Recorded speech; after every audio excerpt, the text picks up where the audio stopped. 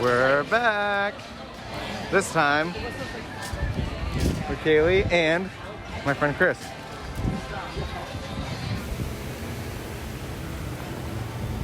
We made it. In the head. Made it! This is our first time going to Halloween Horror Nights. I'm having my key anxiety right now.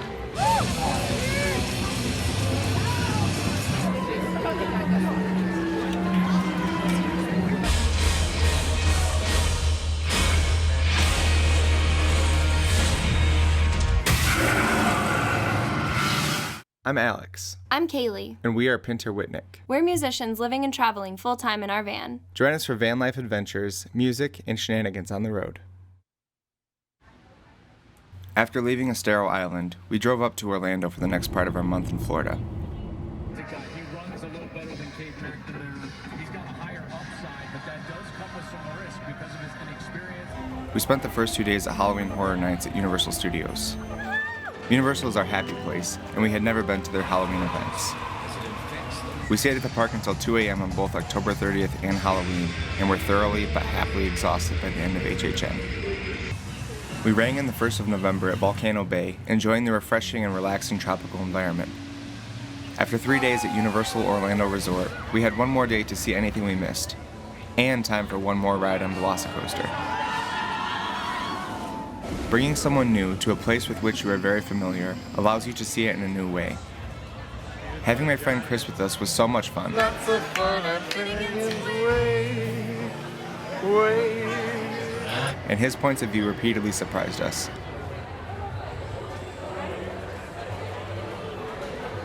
Pretty good. While our lists of favorites mostly aligned, he liked some rides which we'd normally avoid.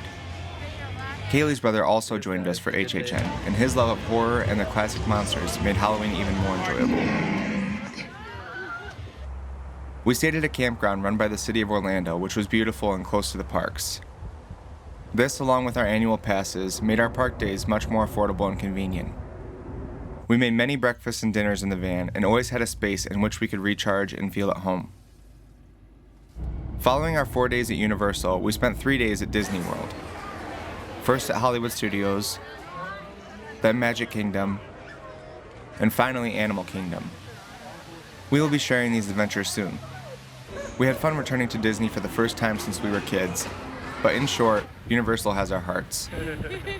Cling to each other like you're never gonna see each other again. Oh, okay, you guys practice this. Don't you pretend you did. Good, now get out of there, get out of there! There are many reasons we prefer it, and we will talk about that in more detail in our Disney videos.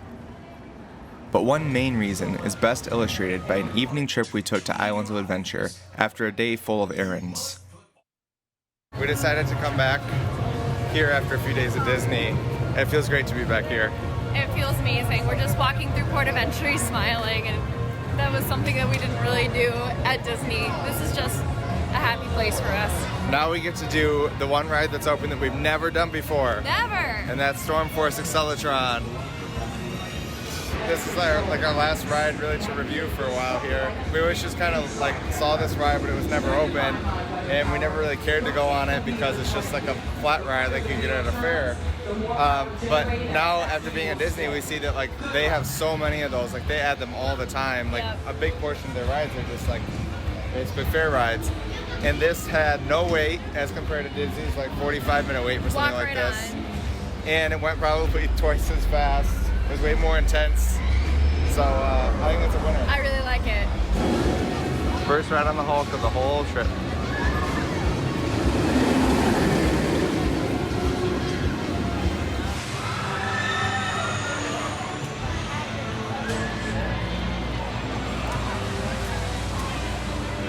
We just rode Spider-Man, and that's now, 4 rides in probably 35 minutes, 40 minutes? Which is unheard of in Disney. Yeah, so the plan originally for tonight was to go to Hollywood Studios, and then we looked at the wait times, and the things that we wanted to do were over 2 hours to ride. The lowest wait time was 80 minutes. We were like, maybe not. And then we looked at Universal, and we saw 5 minutes, 5 minutes, 15 minutes, 5 minutes for the first 4 rides that we wanted to get on. We're pretty happy to be back here and riding things this quickly and having fun. We're always going to be happy when we're here, so. It's just so much better riding things instead of standing in line. Yeah. Oh my goodness. Ride number 5. one, copy one, please. 56 greeter for an 87. Once again, copy one, please. 56 greeter for an 87. We got a little wet.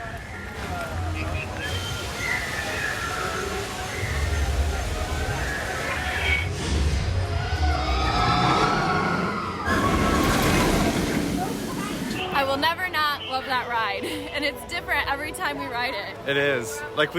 We're used to it enough now that we were able to like talk to each other a little bit during it. And usually, and like the first few times I was like holding on for dear life. Oh man.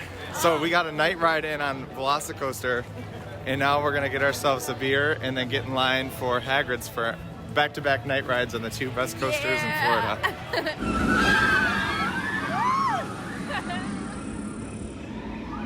Hogsmeade's all dressed up for Christmas. Oh, you go through this. It's the only place where I find Christmas decorations acceptable. Like, you mean right after Halloween? Exactly. Yeah, it's not even Thanksgiving yet.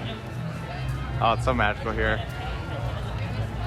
We got our Hogshead brews with our collectible mugs for the first time, and we get like $1 off a beer next time. So we're gonna drink these in line for about an hour and a half wait for Hagrid's.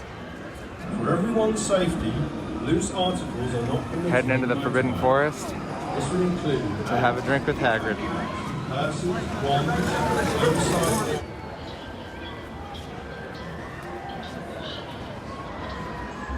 Mission accomplished, right? Oh yeah, That was a good day. it was such a good day. Kaylee met some friends in line, and we got to speed the line up a little bit, Yep. hanging out with them and chatting. We just talked about Harry Potter and Universal nerd stuff, and Sewing costumes for Mardi Gras. yeah, it was wonderful. We drank our beer and just enjoyed ourselves, and it's been a wonderful day, even though it's been like a quarter of a day. Less than 3 hours, 8 rides, including a night ride on Velocicoaster and Hagrid's. Like, so good.